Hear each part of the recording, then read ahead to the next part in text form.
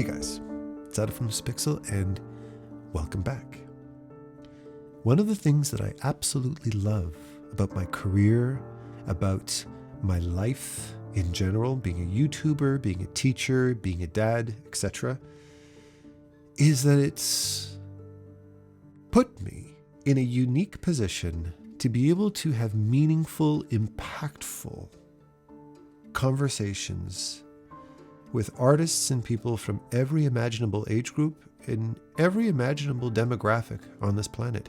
So many people from so many different walks of life feel safe to be themselves around me. I'd say that's probably one of my proudest accomplishments in life.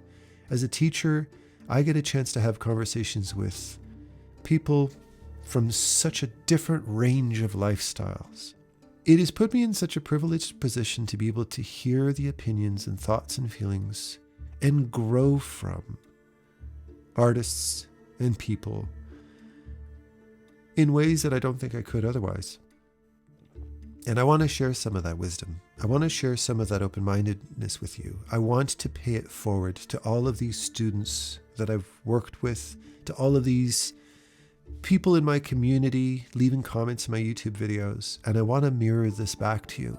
It reminds me that people are amazing, that you're amazing, and that so many of the things that we worry about, so many of the things that we complain about are very often not an indication of ignorance or malice, but an indication that, yes, we live in a vacuum and we very often get our news from curated sources that are mirroring back our own opinions.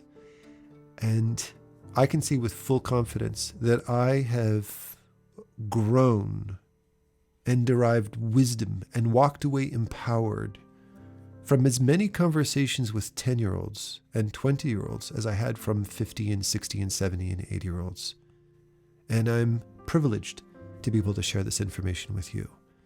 And the topic in particular that I want to talk about today, one of the most common things that I hear from older artists, established artists that have made names for themselves and have, quote, paid their dues, that I want to debunk today, is that, quote, younger artists are entitled, that they don't understand the value and don't have the perseverance and the character to endure hard work.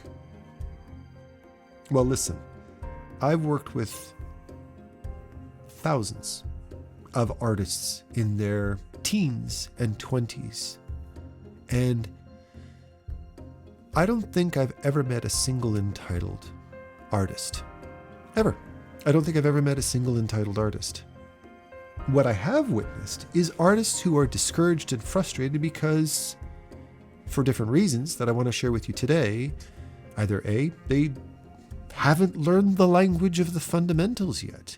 They're frustrated because they keep beating their head against a brick wall trying to figure out how to draw something, how to create something, how to execute something, how to build a portfolio, how to create art that fulfills the mandate, that fulfills the job that they were hired to do, or that gets the attention from the director that they're looking for, or that it's a type of artwork that communicates their desires the way they want to. But entitled? Lazy? No. And if you're a younger artist, hopefully you'll feel heard. And if you are struggling with some of these things, maybe some of the things I'll share with you today will help you to lighten the burden a little bit and find a bit of a path forward, because some of the obstacles that younger artists have to deal with today is pretty heavy.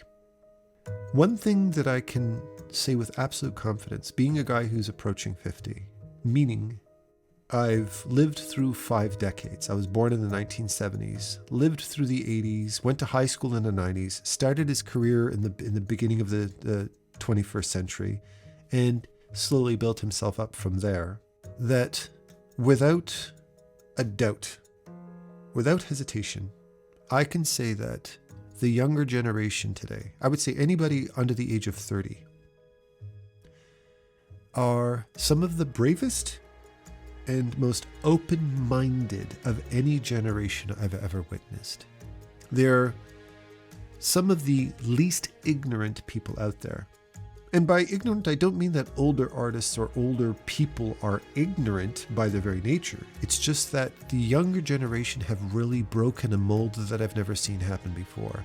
Be it through sexual identity, be it through personal beliefs, political beliefs, your artistic pursuits, your analysis of the norm, and your interpretation of what's been done and what needs to be done moving forward to grow, to adapt. It is incredibly impressive. I see this reflected in music. I see this reflected in art.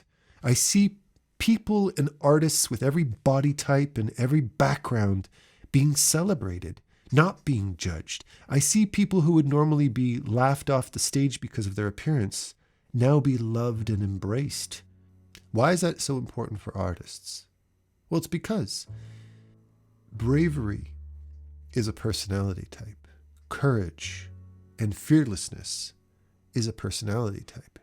And if you have the courage to be able to be yourself in society, even if society isn't ready for it, and if you're willing and ready to be something different and be your true self, even when people are judging you, or if it comes at the cost of some of your privileges, because your belief in self is stronger than that, think about how that impacts a creative mind and a creative career.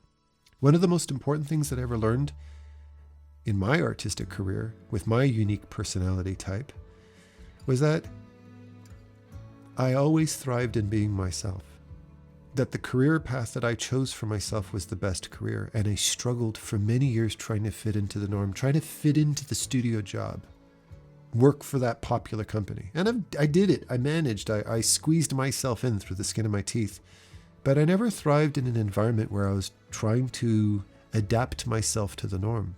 I was only taking advantage of a very small proportion of my full potential. And whenever I had the chance to be myself and try something different and have the courage to step outside from the norm, I thrived. I could very easily adapt the world to me than adapt myself to the world that I lived in. And younger artists particularly, the younger generation in particular, have become extremely talented at not following the norm. And I see this very often.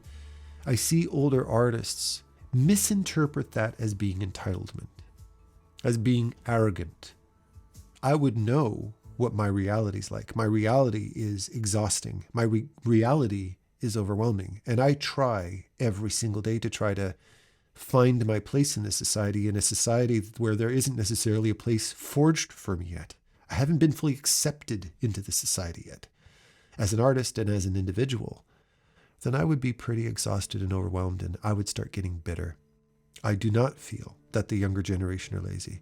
I think that they're burned out and discouraged, and that they don't have the financial or societal resources and acceptance that the older generation did. There's so many options and none all at the same time.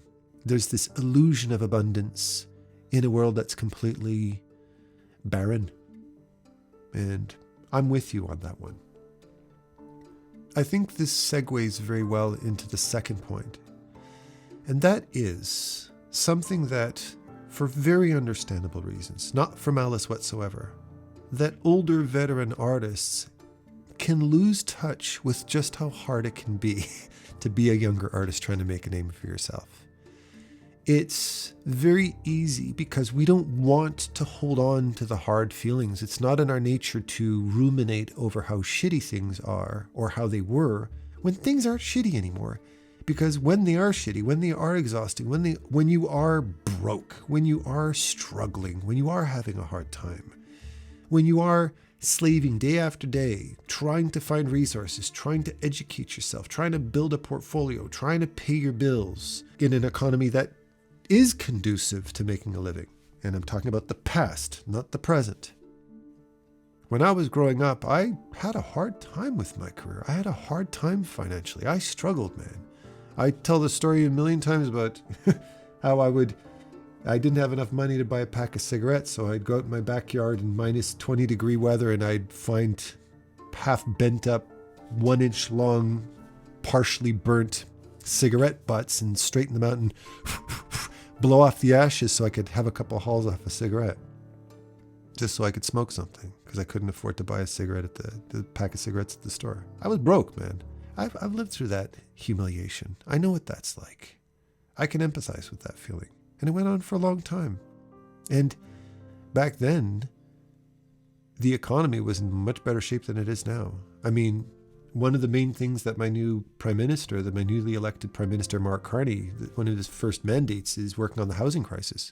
There's no fucking way in hell that young artists, young professionals, let alone artists, can even fathom the idea of having a home. Are you kidding me? I can barely pay rent. You think I'm ever going to be able to afford a home? It's a pipe dream. We have all of these expensive homes that are uninhabited with nobody who can afford to buy them. Nobody can afford to live in them. You go back to generations prior to mine, people were buying homes in their 20s for fuck's sakes. But my daughter's generation, who's in her 20s now, a young professional, that's inaccessible to her. And it's very easy for people to say, "Hey, buddy, life sucks. Life's hard, man. Just suck it up. You have to learn to be a soldier here, man." Yeah, to a certain degree it is. But at the same time, you still need to respect the hard work that these artists are doing. I work with artists every day. They are hardworking. They care. They try. They grill me with questions. They ask me the hard-hitting questions. Yeah, I understand this is what I got to do, Adam, but what about this and what about that? And it's my younger artists that I can honestly say, in that respect, help me to be a far greater teacher, because they push me into a corner with their questions every single day. If I give them an answer that doesn't align with the reality that they're living, they'll let me know immediately. And I have to give them the straight answer. And this is also at the foundation of my YouTube videos. I would say the quality of my YouTube videos and the quality of the advice that I share in my YouTube videos is directly related to the hard-hitting questions I hear from my younger students every single day. They don't express ignorance to me. I don't debunk their ignorance through my greater wisdom. I listen and I learn. And I'm a bigger, stronger, better artist and teacher as a result of these hard-hitting questions. And of course, if there's a question that I know the answer will come in time because I've lived through that and I've been through that pain, then I don't tell them, "You're lazy and you're entitled and you don't know any better and that's not the way the world is. Grow up." It's the answer to this question you have is time. That's the answer. It's you feel this way because you haven't lived through this experience yet. And the experience is time. A lot of people say, "What is it like to become a professional? Why am I a professional and somebody else isn't?" Well, my answer to that, which I've said in art talks long in the past, is I am you plus time. A lot of those questions will answer themselves. So trust that process. But everything else, things relative to what's happening today, I listen and I learn and I grow from that. No. Artists are having a hard time today. And I think that they have to face challenges psychologically, socially, and financially that artists have never had to deal with in the past. As such, alluding back to the original point about open-mindedness, having a brave, open-minded, inclusive, and incredibly adaptable personality that the younger generation have in abundance is the greatest quality they can have. The empowerment of self and the knowledge and discovery of self. This is something that the Stoics have preached for thousands of years, that I have tattooed on my arm that I never shut up about. Know thyself. Well, today's generation know themselves better than any generation I've ever known. My hat's off to them. while we're on the topic of money, well, that's another issue. Things are just more expensive nowadays. And alluding back to my mentorship, to my school, the foundation of my mentorship that I started over 10, 11 years ago was two things: the style and the cost of artistic education, which I feel is, in the traditional sense, in the brick and mortar school sense, bad. I'll say it bluntly. I think it's bad. I think that depending on the country that you're living in, particularly if you live in a country like the States, which arguably have some of the best schools in art and illustration and animation, like Cal Arts and stuff like that, they are great. And you do make great connections if you can afford to pay hundreds of thousands of dollars a year for it, which 99% of artists, last time I checked, can't afford. So if you can't afford higher education that big companies like Pixar and Disney and Blizzard and all of those companies hire from, then a lot of younger artists feel like they're shit out of luck. So it's this kind of gated community of privileged artists. Now, just as a little disclaimer here, I am not shitting on people who have gone to Cal Arts. Some of the kindest, hardest working, most talented, inclusive, and nurturing members of our artistic community on YouTube are from there. Some of the artists that I love and follow and learn from every single day. I'm not calling out the students. I'm calling out the system. And if they can afford to get access to that education, well, albeit, absolutely, go for it. But the problem with this is it's such a niche, inaccessible resource that for the gross majority of artists, for 95% of the artists out there aspiring to be professionals, that really, really sucks. And it's unfair. And I don't think it's right. I think that if you want to get access to artistic education, that artistic education should be affordable and personalized and of the highest quality by trained professionals with industry experience, period. I don't at all agree with the idea, and I've lived through this for years, teaching classes with 20, 30, 40 students, every bloody one of them with dreams and ambitions to be artists, with unique desires and unique skills, who are all packed into the same room together, are all given the same curriculum, like they were learning law or math, and they're not, they're learning art, a unique form of self-expression, and they're all expected to conform. And if they can't conform, if they're not as good as the star pupil, the artist who has the flashiest art style in the class, they drop out. And or they just don't care for the artistic style. They don't care for the artistic teaching because it's one class to rule them all type of thing. And it doesn't nurture their self-expression. It doesn't nurture their particular style. The artist cannot adapt themselves to that artist's unique needs. So they get bored and they quit. And as such, sometimes they drop out and never come back again. Sometimes they quit and say, I guess art wasn't meant for me, because they couldn't conform to this technical mindset.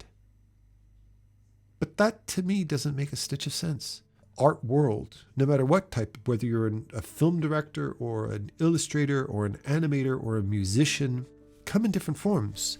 We have the technicians, the designers, the directors, the technical artists, and we have the auteurs, the expressive artists, the fine artists, the people who uniquely express themselves in many different unique ways.